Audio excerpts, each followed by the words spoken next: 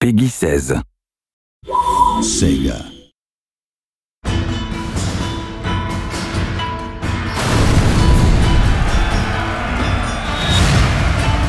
Set during the 19th century, The Fall of the Samurai offers a largely different gaming experience to the original Total War Shogun II. It's full of explosives, pyrotechnics, it's got lots of fun new units like torpedo ships and Gatling guns. Ships explode left and right, get armor-penetrating shells. We have this huge clash between the modern and the traditional. Effectively, this is a war for the soul of Japan in the modern world.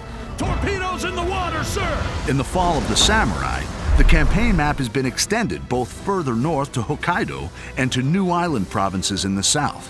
Ultimately, at the end of the Boshin War, the shogunate forces were chased by the imperial forces into Hokkaido, forming the Izo Republic, which was kind of the last stand of the shogunate forces. The campaign map has been reimagined to reflect the new time period, with steam railways making their first appearance in a Total War game.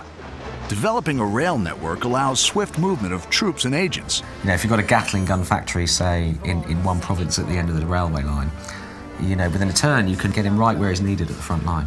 But be wary of enemies sabotaging or blockading your stations. My favourite agent, really, I think, is the foreign veteran agent. So that's kind of an American or British or French foreign veteran that you bring in to improve the recruitment of your troops, kind of drill your troops, train them more effectively. And they can also challenge other agents to single combat. Well, I will defend my honor.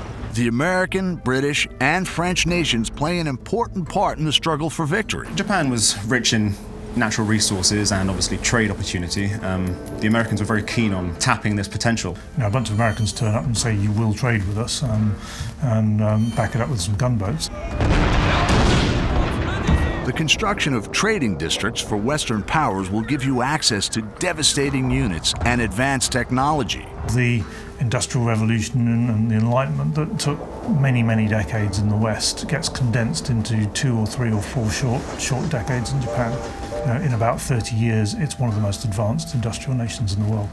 Instead of having to rely on expert swordsmen and people who you have very few of, you can train anybody to fire a Gatling gun. But the cost of modernization is great. You know, modernization means mechanized factories. It means the breakdown of traditional social values and social connections. Industrial development can breed discontent in the people and reduces the effectiveness of traditional weapons and units, such as samurai. A lot of people became more and more angry with what they saw as increasing foreign domination. If modernization, unhappiness becomes too much of a big issue, a region can suffer a samurai rebellion, which was something that actually happened in the 1870s, where a bunch of disgruntled samurai decided that all this westernization was no good and rose up against their masters. I thought it was quite nice.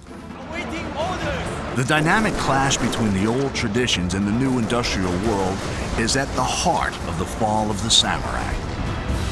Like all Total War games, there's no wrong path to victory.